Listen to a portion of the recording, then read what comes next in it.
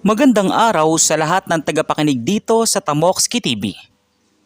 Ang kwento natin ngayon ay tungkol sa isang simpleng pasahero na naging biktima ng isang hindi inaasahang sakuna sa himpapawid. Ngunit sa kabutihang palad, nakaligtas siya dahil sa isang bagay na hindi niya inaakalang magiging sandigan niya sa oras ng panganib.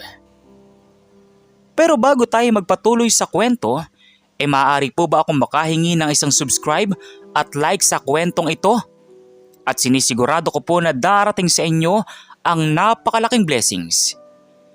Kaya hindi ko na po ito patatagalin at ipagpatuloy na po natin ang ating kwento. Noong ika-12 ng Hulyo, taong 2025, isang Cebu Pacific flight ang inilaan lumipad mula sa Ninoy Aquino International Airport patungong Francisco Bangoy International Airport sa Davao City. Ang flight number ay 5J987 at karaniwang biyahe lamang ito para sa maraming pasahero na nagmamadali sa kanilang mga destinasyon. Ilan ay nagbabakasyon, ilan ay uuwi sa kanilang mga pamilya, at ang isa naman ay si Berto de la Cruz, isang 45 anyos na inhinyero mula sa Batangas na pupunta sa Davao para sa isang mahalagang proyekto ng kanyang kumpanya. 6:30 na pala. Sana maabot ko ng maagang Davao para makapagpahinga muna bago ang meeting bukas, sabi ni Berto habang nakatingin sa kanyang relo. Ang relo na tinutukoy ni Berto ay hindi basta-basta lamang nakasangkapan para malaman ang oras. Ito ay isang pamilyang pamana mula sa kanyang lolo na nagtrabaho noon bilang mekaniko sa mga unang eroplano na lumipad sa bansa noong panahon ng mga Amerikano. Ang relo ay gawa sa makapal na tanso at bakal. May malaking case at makapal na strap na gawa sa katad ng baka. Matagal na itong ginagamit ng pamilya niya. At kahit na maraming beses na itong nasira at naayos, hindi niya ito kailanman iniiwan sa kanyang bahay. Lolo, sana gabayan mo ako sa biyaheng ito. Mahalaga ito para sa trabaho at para sa pamilya ko, sabi ni Berto. Ang eroplano ay lumipad ng maayos sa unang 2 oras ng biyahe. Ang mga pasahero ay tahimik lamang. Ilan ay natutulog, ilan ay nagbabasa ng libro. At ang iba naman ay tumitingin sa labas ng bintana para tingnan ang mga ulap na parang malambot na unan na kumakalat sa kalangitan. Ang mga tripulante naman ay maayos na nag-aalaga sa mga pasahero. Nag-aabot ng inumin at merienda at lahat ay tila maayos at walang anumang senyales ng panganib. Ngunit biglang nagbago ang lahat ng eroplano ay dumaan sa isang bahagi ng kalangitan na may biglaang pagbabago ng panahon. Mga pasahero, mangyaring umupo at isabit ang inyong seatbelts. Nararanasan po natin ang bagyang pagkasumpongin ng himpapawid. Mangyaring huwag po kayong mag-alala. Kontrolado naman po ng ating mga piloto ang eroplano, sabi ng flight attendant na nagngangalang Maria. Ngunit ang pagkasumpongin ng himpapawid ay hindi nagtagal na bahagyang lamang. Biglang tumikhim ang lahat nang marinig nila ang isang malakas na sabog na tunog mula sa likuran ng eroplano. Ang mga ilaw sa loob ay mabilis na namatay at muling bumukas ngunit medyo malabo. Ang eroplano ay biglang nagsimulang yumuko pababa at ang mga gamit na mga pasahero ay nagsimulang gumalaw at mahulog mula sa mga overhead compartment na hindi na nakasara ng maayos. Anong nangyayari? Tulungan niyo kami! Sabi ng isang pasahero. Ang mga tripulante ay nagkakaguluhan ngunit sinusubukang manatiling mahinahon para hindi magdulot ng higit pang takot sa mga pasahero. Si Flight Attendant Maria ay mabilis na tumakbo patungo sa harap para kausapin ang mga piloto, habang ang iba pang tripulante ay tumutulong sa mga pasaherong nagkakagulat at natatakot. Mga pasahero, ito po ang inyong piloto na nagsasalita. Nagkaroon po tayo ng problema sa isa sa ating mga makina. Sinusubukan po namin itong ayusin at hanapin ang pinakamalapit na paliparan para makapaglanding ng ligtas. Mangyaring manatiling nakaupo at isabit ang inyong seatbelts.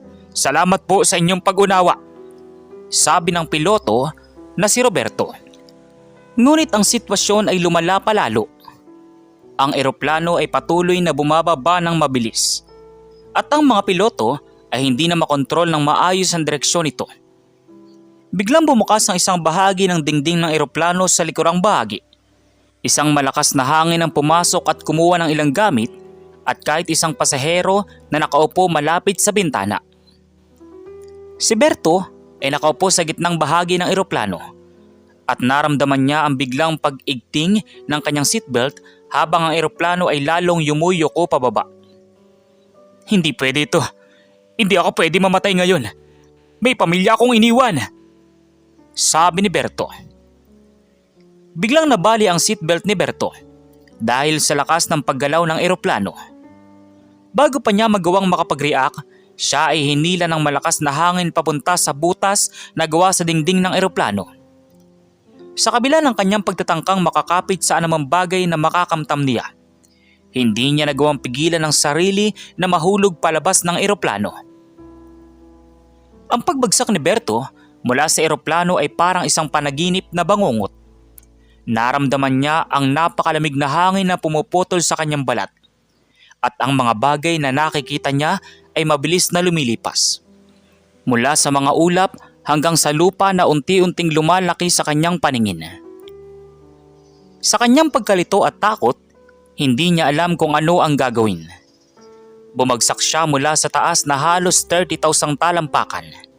Isang taas na karaniwang nagdudulot ng tiyak na kamatayan para sa sino mang mahuhulog ng walang parachute. Tulungan niyo ako! Diyos ko! Tulungan niyo po ako! Sigaw ni Berto habang dahan-dahang bumabagsak. Habang bumababa siya, naramdaman niya ang biglang pagtigil ng kanyang braso. Ang strap ng kanyang relo ay nakasabit sa isang piraso ng metal na nahati mula sa dingding ng eroplano. Hindi siya ganap na tumigil, ngunit ang bigat ng relo at ang strap na nakasabit sa metal ay nagpabagal ng kanyang pagbagsak. Sandali lamang iyon, ngunit sapat na para mabawasan ang bilis ng kanyang pagbaba at para makapag-isip siya ng paraan para mabuhay. Hindi ako bibitaw. Hindi ako papayag na mamatay dito, sabi ni Berto habang nakakapit na mahigpit sa strap ng relo. Ngunit hindi nagtagal ay nabali rin ang strap ng relo dahil sa bigat ng kanyang katawan. Muli siyang nagsimulang bumagsak ng mabilis. Ngunit ngayon ay mas malapit na siya sa lupa. Nakita niya na papunta siya sa isang lugar na puno ng malalaking puno at mga batuan. Isang lugar na tila walang pag-asa para sa kanyang kaligtasan. Ngunit biglang may nangyari na hindi niya inaasahan. Ang kanyang relo na bumagsak kasama niya ay tumama muna sa isang malaking bato bago siya mismo tumama sa lupa. Ang pagtama ng relo sa bato ay nagdulot ng maliit na pagsabog ng metal. At ang bigat nito ay nagpabago ng direksyon ng kanyang pagbagsak ng kaunti. Sa halip na tumama siya sa matigas na bato, siya ay tumama sa isang malambot na bahagi ng lupa na natatakpan ng mga damo at dahon ng puno. Aray ko! Sabi ni Berto. Nararamdaman ang matinding sakit sa kanyang katawan bago mawalan ng malay. Pagkatapos ng ilang oras, binuksan ni Berto ang kanyang mga mata. Hindi niya alam kung saan siya naroroon o kung paano siya nakaligtas. Ang tanging bagay na naiisip niya ay ang kanyang pamilya at ang kanyang relo, na nakita niyang nakakabit pa rin sa kanyang braso. Kahit na ang ilang bahagi nito ay sira na at ang takip ng orasan ay bukas na. Salamat Lolo. Salamat po Diyos, sabi ni Berto. Ang lugar kung saan siya nahulog ay isang liblib na bahagi ng bundok sa Mindanao, malapit sa probinsya ng Davao del Norte. Walang sino man sa paligid na makakatulong sa kanya at kailangan niyang gumawa ng paraan para makalabas doon at makahanap ng tulong. Ang kanyang katawan ay puno ng pasa at mga gasgas at naramdaman niya rin ang sakit sa kanyang braso at paa. Ngunit sa kabila ng lahat ng iyon, Siya ay nagpapasalamat dahil buhay pa siya. Kailangan kong gumalaw. Hindi ako pwedeng manatili dito. Kailangan kong makauwi sa aking pamilya. Sabi ni Berto habang dahan-dahang tumatayo at hawak ang kanyang braso. Habang naglalakad siya sa gitna ng kagubatan, napansin niya na ang kanyang relo ay patuloy pa ring tumatakbo. Kahit nasira na ito, ang orasan ay patuloy na gumagana. Para sa kanya, iyon ay isang tanda na kailangan niyang patuloy na lumaban at huwag sumuko.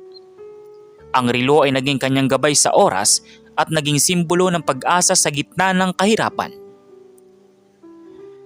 Ang unang araw ni Berto sa kagubatan ay napakahirap.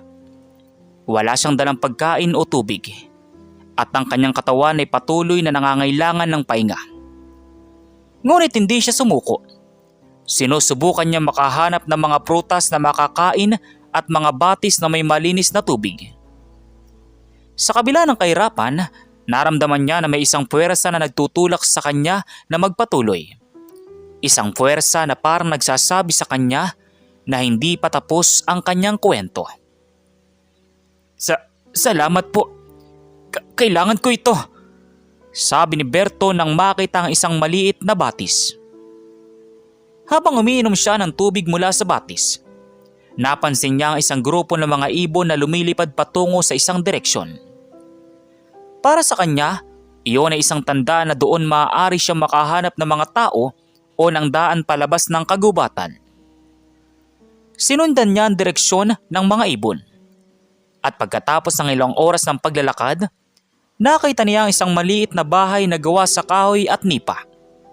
Agad siyang tumakbo patungo doon. Umaasa na may mga tao roon na makakatulong sa kanya. Mga kaibigan, may tao po ba dyan? Maaari po ba akong makahingi ng tulong? Sabi ni Berto habang kumakatok ng mahina sa pintuan ng bahay. Matapos ang ilang segundo, binuksan ng isang matandang lalaki ang pintuan. Si Mang Densyo, isang 65 anyos na magsasaka na nakatira sa lugar na iyon matapos mawala ang kanyang pamilya noong mga nakaraang taon. Nakita niya ang kalagayan ni Berto at agad na inanyayahan itong pumasok sa kanyang bahay. Halika dito anak, mukhang napagod ka na at nasugatan pa. Umupo ka muna. Kukuhanan kita ng gamot para sa mga sugat mo. Salamat po, Mang. Hindi ko alam kung ano ang gagawin ko kung hindi kita nakita po. Inalagaan ni Mang Densyo si Berto sa loob ng 3 araw. Binigyan niya ito ng pagkain at tubig at ginamot ang kanyang mga sugat gamit ang mga halamang gamot na kanyang alam. Sa mga araw na iyon, kwentuhan nila ang isa't isa. Sinabi ni Berto ang tungkol sa kanyang pamilya at sa nangyari sa kanya sa eroplano. Habang si Mang Densyo naman ay kwentong tungkol sa kanyang buhay bilang magsasaka at sa mga karanasan niya sa kagubatan. Isang espesyal na relo ito anak. Hindi basta-basta makakaligtas ng buhay ang isang relo kung hindi ito mayroong halaga. Sabi ni Mang Densyo habang nakatingin sa relo ni Berto. Ito po ay pamana mula sa aking lolo, Mang. Palagi ko itong daladala dahil sinasabi niya na ito ay magbibigay sa akin ng swerte at proteksyon. Sabi naman ni Berto. Pagkatapos ng 3 araw, humingi na si Berto ng paalam kay Mang Densyo. Gusto na niya makauwi sa kanyang pamilya at sabihin sa kanila na ligtas siya. Inutusan siya ni Mang Densyo tungkol sa daan papunta sa pinakamalapit na bayan. At binigyan pa siya ng ilang pagkain at tubig para sa kanyang paglalakbay. Eto, anak, ingatan mo ang sarili mo sa daan at huwag mong kalimutan na may mga taong nagmamahal sa iyo at nag-aabang sa iyo sa bahay. Sabi ni Mang Densyo at tinabot kay Berto ang isang maliit na supot ng pagkain. Salamat po talaga, Mang. Hindi ko makakalimutan ang tulong na ibinigay mo sa akin. Ani Berto. At niyakap si Mang Densyo.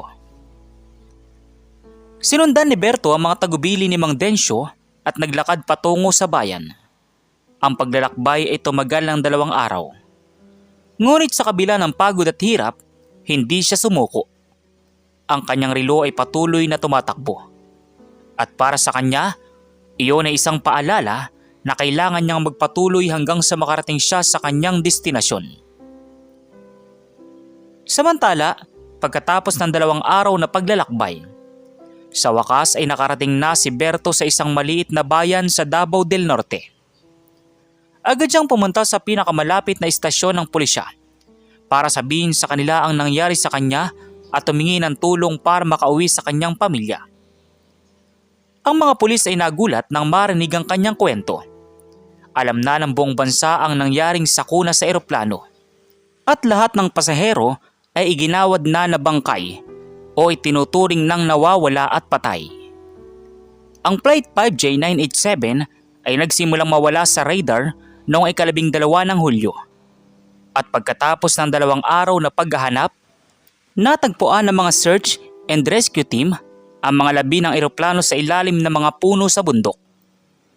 Wala silang nakitang buhay na pasahero, kaya't inanunsyo na ng airline na lahat ay nasawi sa sakuna. Sir, sigurado ka po bang ikaw ay isa sa mga pasahero ng Flight 5J987? Lahat po kasi ng pasahero ay inanunsyo ng patay. Sabi ni Police Juan habang nakatingin kay Berto nang may pagkabigla. Opo, pulis. Ito po ang aking ticket at ID. Maaari niyo pong tingnan para makumpirma.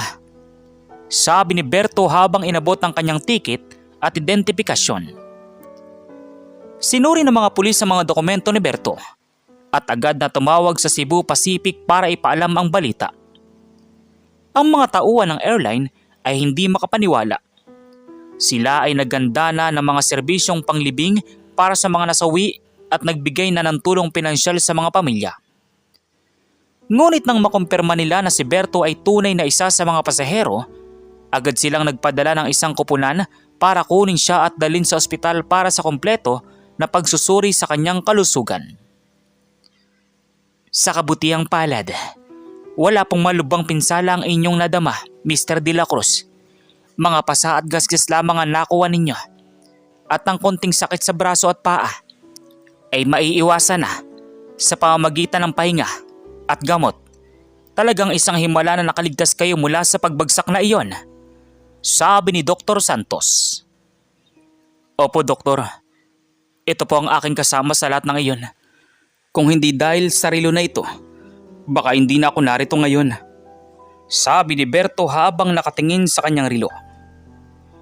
Pagkatapos ng pagsusuri sa ospital, agad na ipinag-utos ng airline na ipadala si Berto pabalik sa Maynila para makita na ang kanyang pamilya. Si Berto ay sobrang excited at sabay na kinakabahan. Hindi niya alam kung paano makikipag-usap sa kanyang asawa at mga anak at kung paano nila tatanggapin ang balita na buhay pa siya. Sana mapatawad nila ako kung hindi ako nakapagpaalam na maayos. Sana masaya sila na makita ako ulit, sabi ni Berto habang nakatingin sa bintana ng sasakyan na nagdadala sa kanya sa paliparan. Sa paliparan ng Maynila, may isang grupo ng mga tao na nag-aabang. Ang kanyang asawang si Linda at kanilang 2 anak na sina Mark at Maria. Kasama rin sila ng mga tauhan ng airline at ilang mamamahayag na narinig ang balita na may isang pasahero na nakaligtas. Nang makita ni Linda si Berto na lumalabas mula sa sasakyan, hindi na niya napigilan ang luwa at tumakbo patungo sa kanya. Berto, buhay ka pa. Akala ko, hindi ka na namin makikita pa, sabi ni Linda habang nakayakap kay Berto. Papa, masaya ako na buhay ka pa, sabi naman ni Mark. Papa, hindi ko kayang isipin na mawawala ka sa amin, sabi naman ni Maria na puno ng luwa. Hinawakan ni Berto ang mukha ng kanyang asawa at mga anak. Luha rin ang pumatak sa kanyang mga pisngi. Paumanin na. Hindi ako nakapag-ingat, mahal. Pero nandito na ako ngayon at hindi na ako mawawala pa sa inyo. Ang mga mamamahayag ay agad na lumapit kay Berto para makakuha ng mga impormasyon tungkol sa nangyari. Sinabi niya sa kanila ang buong kwento. mula sa simula ng biyahe hanggang sa kanyang pagbagsak mula sa eroplano, hanggang sa kanyang pagligtas at paghahanap ng tulong. Lubos silang nagulat sa kanyang kwento, lalo na nang sabihin niya na ang kanyang relo ang naging dahilan ng kanyang kaligtasan. Mr. De La Cruz, ano po ang mensahe ninyo sa mga taong naniniwala sa mga himala at sa mga pamilya na mga pasaherong nasawi sa sakuna? Tanong ng reporter na si Lisa. Ang mensahe ko po, huwag tayong mawawala ng pag-asa. Kahit na mukhang walang pag-asa ng sitwasyon, may mga bagay na hindi natin maipaliwanag ngunit totoo namang nangyayari. At sa mga pamilya ng mga nasawi, alam ko po kung gaano kahirap ang nararanasan ninyo ngayon. Nalulungkot po ako para sa inyo. At sana ay makahanap kayo ng lakas at pagpapatawad para makapagpatuloy ng buhay. Sabi ni Berto. Matapos sa mga panayam sa mamamahayag, dinala na ni Berto ang kanyang pamilya pauwi. Sa kanilang bahay, sinabi niya sa kanila ang lahat ng detalye ng kanyang karanasan. Mula sa pagkabigla ng sakuna hanggang sa kanyang pagkakasugat at sa tulong na ibinigay sa kanya ni Mang Densyo. Ang kanyang pamilya ay lubos na nagpapasalamat sa Diyos at sa lahat ng taong tumulong sa kanya para makauwi ng ligtas. Ito na ang pinakamahalagang bagay sa ating bahay ngayon, mahal. Dapat nating ingatan ito at ipasa rin ito sa susunod na henerasyon ng ating pamilya. Sabi ni Linda habang nakatingin sa relo ni Berto. Ito na, anak. Ito ay pamana mula sa lolo mo. At ngayon, ay ipapasa ko na ito sa iyo. Sana tandaan mong lagi mong dalhin ito. At tandaan mong ang bawat segundo ay mahalaga at dapat nating pahalagahan. Kinuha ni Mark ang relo ng maingat at isinuot sa kanyang braso. Opo, Papa. Pupuntahan ko rin po si Lolo Densyo para pasalamatan siya sa tulong na ibinigay niya sa inyo. Pagkatapos ng isang linggo, binalikan ni Berto kasama ang kanyang pamilya si Mang Densyo sa Davao del Norte. Ipinakilala niya ito sa kanyang asawa at mga anak at binigyan sila ng maraming pasasalamat sa tulong na ibinigay niya sa kanya noong siya ay nangangailangan. Si Mang Densyo ay sobrang tuwa nang makita sila at inanyayaan silang kumain ng kanilang pagkain na gawa sa mga produkto ng kanyang bukid. Hindi po ako dapat pasalamatan, mga kaibigan. Basta't buhay po tayo, may pag-asa tayong makapagbago ng buhay ng iba. Si Berto ay isang mabuting tao at alam kong hindi siya pababayaan ng Diyos, sabi ni Mang Densyo. Matapos ang pagbisita kay Mang Densyo, bumalik sila ng Maynila. Si Berto ay bumalik na rin sa kanyang trabaho. Ngunit ngayon ay mas pinapahalagaan niya na ang bawat sandali na kasama ang kanyang pamilya. Pinagpasyan din nila na gumawa ng isang organisasyon na tutulong sa mga pamilya ng mga biktima ng sakuna sa Himpapawid. Ibibigay nila ang tulong pinansyal, pagkain at suportang emosyonal para makatulong sa kanila na makapagpatuloy ng buhay. Ang karanasan ko ay naging dahilan para maunawaan ko kung gaano kahirap ang buhay ng mga taong nawalan ng mahal sa buhay dahil sa mga sakuna. Gusto kong gamitin ang karanasang iyon para gumawa ng mabuti at tulungan ng iba, sabi ni Berto sa isang pagpupulong ng organisasyon. Ang kwento ni Berto ay naging paksa ng mga balita sa buong bansa at kahit sa ibang bansa. Maraming tao ang naimpluwensyahan ng kanyang kwento ng pag-asa at katatagan. At marami rin ang nagsimulang tumulong sa kanilang organisasyon. Ang kanyang relo naman ay naging isang simbolo ng himala at pag-asa. Ipinakita ito sa isang maliit na museo sa Batangas para maipakita sa mga susunod na henerasyon ang kwento ng isang simpleng pasahero na nakaligtas dahil sa isang pamilyang pamana. Sa uli, ang kwento ni Berto ay nagpapaalala sa atin na ang buhay ay isang biyaya na dapat nating pahalagahan. Minsan ay dumating tayo sa mga sitwasyon na parang walang pag-asa na, ngunit kailangan nating manatiling matatag at huwag sumuko. May mga himala na nangyayari sa ating buhay. Minsan ay hindi natin ito napapansin dahil sa ating pagmamadali at pagkaalala. Ngunit kung tayo ay magiging maingat at magpapasalamat sa bawat sandali, makikita natin na ang himala ay palaging nasa ating paligid. At ito na po ang katapusan ng kwento ng pasaherong nalaglag sa eroplano at nakaligtas dahil sa relo. Muli po, ako ay nagpapasalamat sa inyong pagtutok dito sa Tamokski TV. Huwag kalimutang mag-subscribe, mag-like at ibahagi ang kwentong ito sa inyong mga kaibigan at pamilya. Dahil baka ito rin ang magbigay sa kanila ng pag-asa at lakas na kailangan nila sa kanilang buhay kung saan man sila naroroon. Muli, ako po si Tamokski TV. Maraming salamat po sa inyong pagtutok. So once again, inuulit ko pong muli. Ako po si Tamokski TV. Kita-kita po tayong muli sa mga susunod pa nating maraming mga video. Thank you and God bless you all. Peace out.